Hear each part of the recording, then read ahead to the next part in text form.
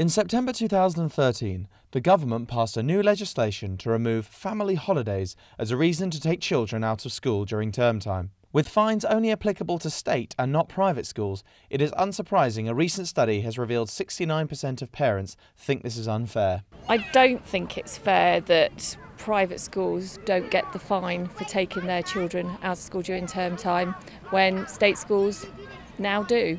I don't see why they should be any different in the scheme of things. The government is trying to cut down on truancy, and so why should their children be any different from state children? I feel if they're paying for their education, then it's entirely up to them whether they resort in taking their children out during term time.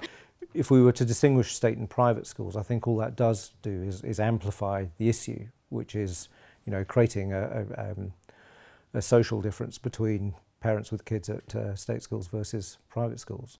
With the prices of flights increasing by up to 80% during state school summer holidays, it's unsurprising that 73% of parents think this is unfair. A spokesperson from the UK travel industry and mother of 2 children in state school, Louise Hodges, explains the knock-on effect this legislation has had.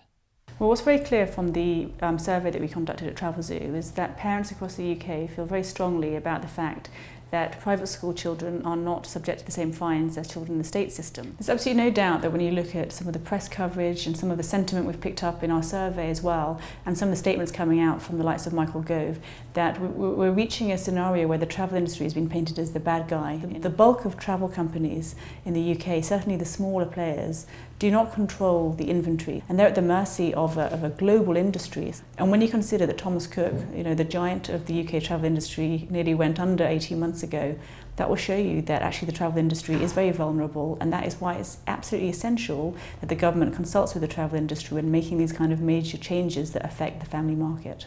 In order to avoid peak time prices for holidays, many parents are risking fines by taking their children out of school. Half admitting that they have taken their children out during term time, and a further half said that they would do so in the future. I've just applied to take them out of school next year for a week, and that's come back as unauthorised, and I was a little bit worried that I might be fined for that. I would definitely take my child out of school if I thought I had an opportunity to take them, which would educate them at the same time. I would take them away, but I would not compromise their schooling. It's not something I would take lightly.